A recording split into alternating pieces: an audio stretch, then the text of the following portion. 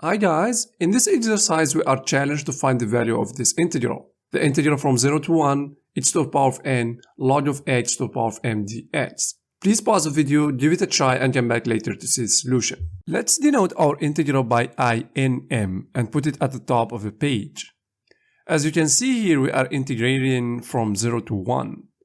But if m is different than 0 and n equals 0, then log of h to the power of m does not converge when h goes to 0. So what we are going to do here is that we assume that n and m are strictly positive, okay? So in order to solve this integral, we'll use integration by part. As a reminder, integration by part is this following formula. The integral from u dv equal u dv minus the integral of v du. We'll see how to apply this.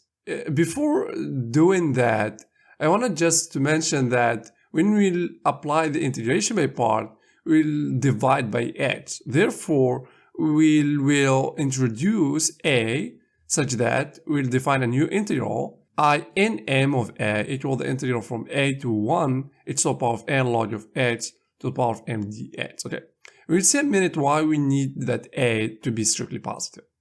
So we'll need to introduce new functions, Vn prime of h equal h to the power of n, and um of h equal log of h to the power of n, so that we can use the integration by part.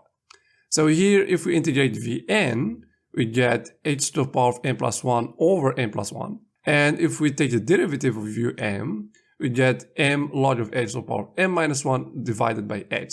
That's why we needed actually h to be strictly positive. Now, if we apply the integration by part, we get this new integral, right? So if we replace by 1, we get 0 in the first part, and then the remainder is going to be minus a to the power of n plus 1 log of a to the power of m over n plus 1 minus m over n plus 1, the rest of the integral.